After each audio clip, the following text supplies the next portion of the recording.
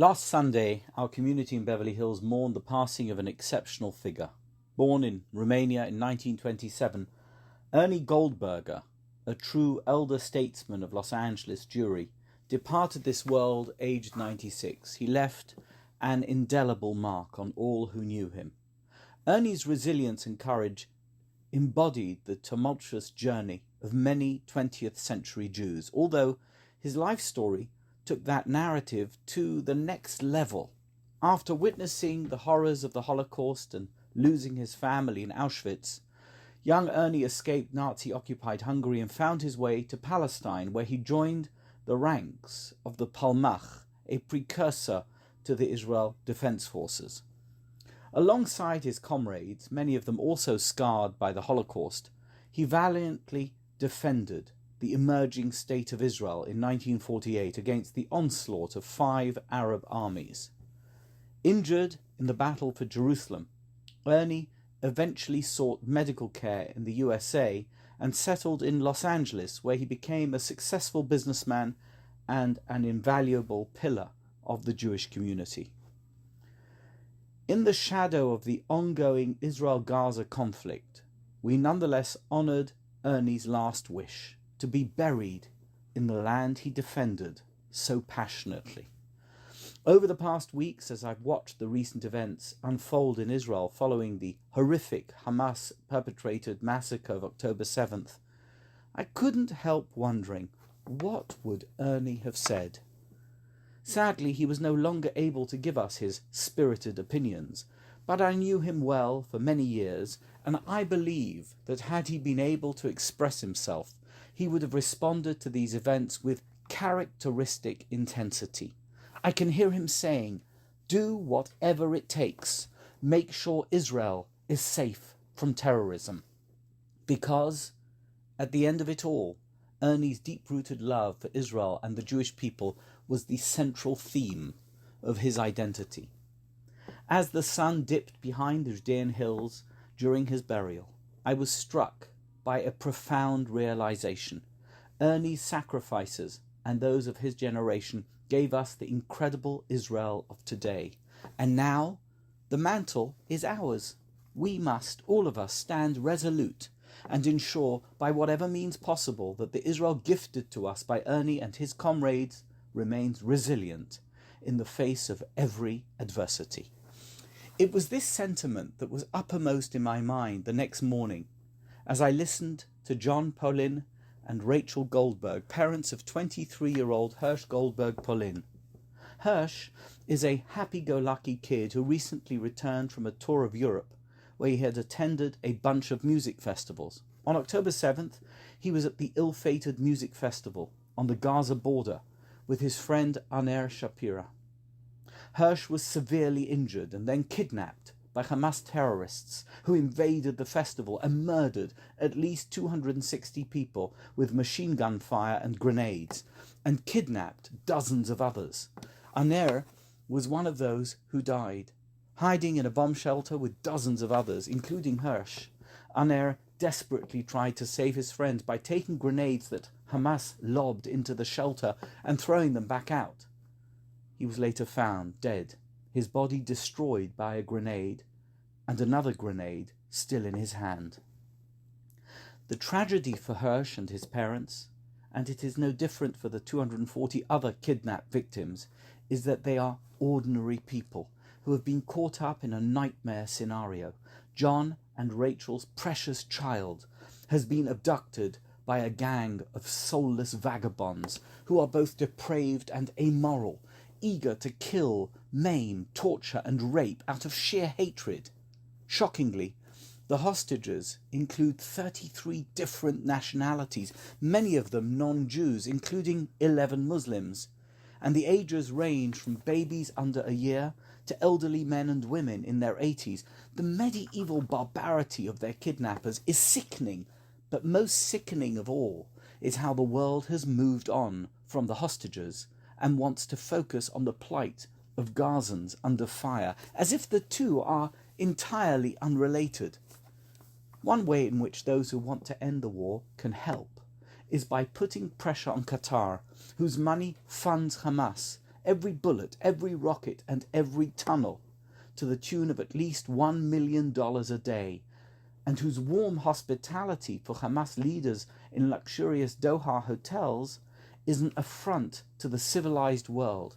Or at least it should be. Tragically, the world is willing to overlook Qatar's support for terrorism in the vain hope that they can act as a conduit to gain concessions from Hamas, the stupidity of which was hammered home to me by Yigal Karmon, former advisor to Israeli Prime Ministers Yitzhak Shamir and Yitzhak Rabin, and the plucky founder of Memory, which releases translations of offensive extracts from Arabic and Iranian TV programs. Publicly identifying Qatari assets around the world and boycotting them until this war is over is the least we can do to try and end the war. This week, Sheikh Meshal bin Hamad Al Thani, Qatari ambassador to the United States, wrote in the Wall Street Journal, "Our nation has cultivated a reputation for mediating complex disputes," implying that Qatar is uniquely placed to get the hostages out and end the war. But, as one correspondent to the letters pages put it, this is much like an arsonist quenching a fire he started and then asking for a pat on the head.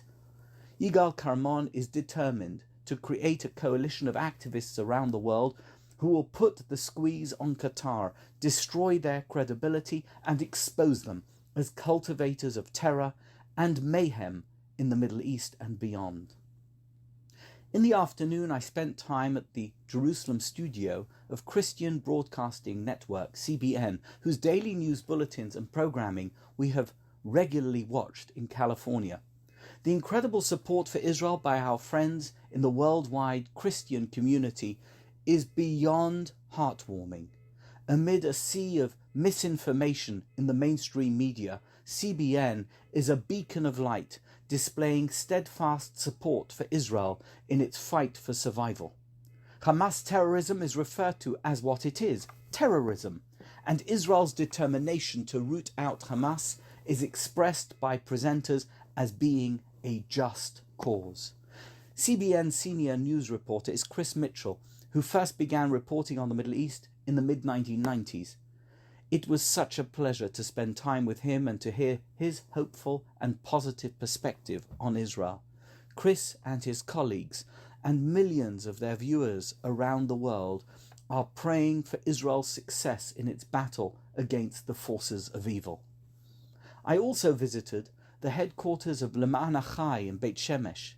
Leman Achai is a social welfare organization that in normal times helps people who are struggling financially to get them onto their feet.